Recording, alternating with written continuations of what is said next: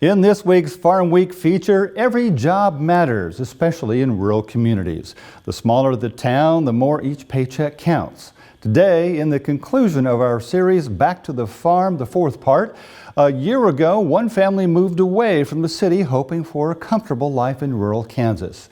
But things worked out differently than expected. Here's John Torpy.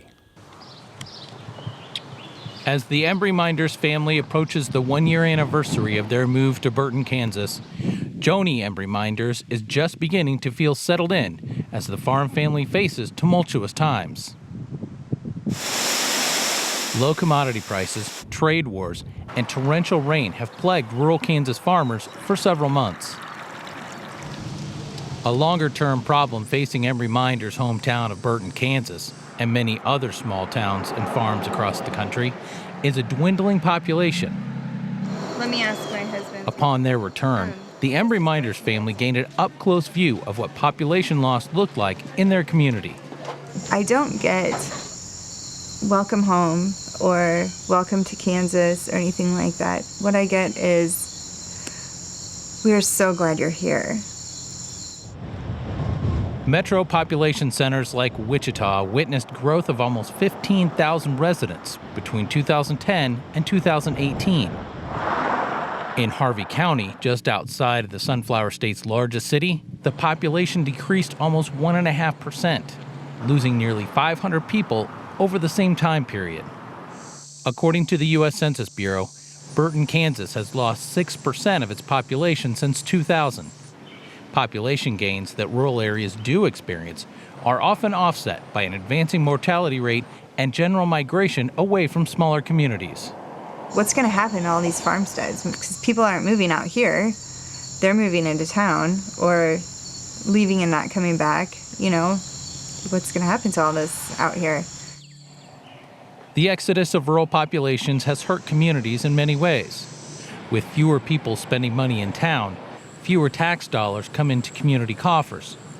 Rural businesses are already experiencing a customer shortage, which ends up hurting the bottom line and the future of small towns. When a farmer's equipment breaks down, they count on making timely repairs to get back in the field as soon as possible.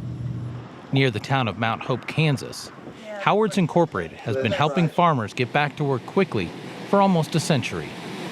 We try to take care of the smaller farmers and the needs of a big farmer. We don't sell any big machinery. We sell a lot of small machinery, and we have about anything to fix anyone up. Howard prides himself on having parts on hand for countless models of farm machinery. He notes in the current economic times, farmers are trying to do more with less by keeping older equipment in good working order instead of buying something new. But for Howard, the number of customers visiting his store is declining. But so many of our farmers are retiring, and bigger farmers are taking them over, and we have less and less young farmers. I would love to find some young person with some ambition to buy it, because my wife and I started this business with nothing, and we've worked all our lives, and I hate to see it disappear, and it's going to be tough on the farmers when we do disappear. But I have no idea what the future holds. According to data from the University of Kansas, the number of people living in Burton peaked in the 1980s at 976. The population has been in steady decline ever since, hitting 874 in 2017. So Burton is not unique in the declining population.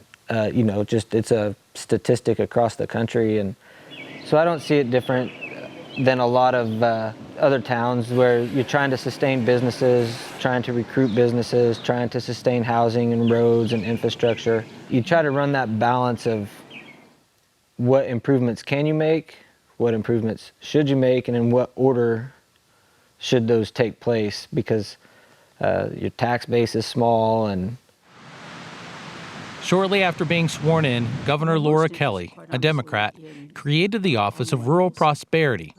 The group's mission is to take a deep dive into rural Kansas issues to see where the most help is needed.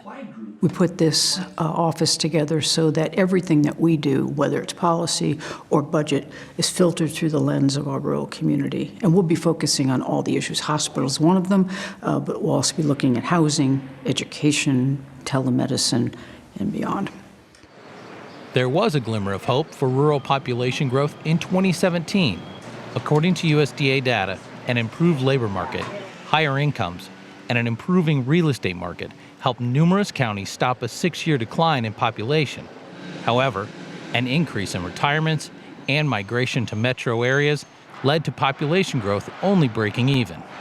We really want to help local communities decide what is prosperity to them.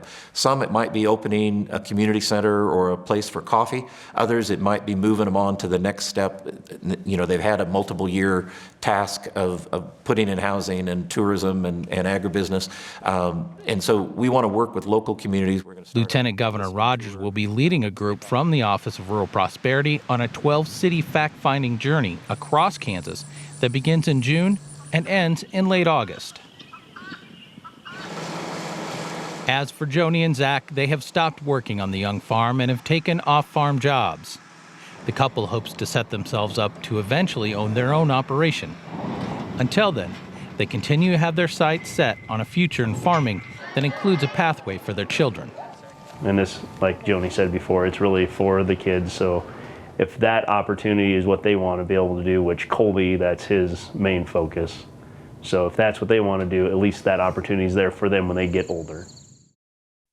Taking off-farm jobs, an all too common occurrence these days. As a matter of fact, the USDA estimates that 91% of farm households have at least one family member working off the farm.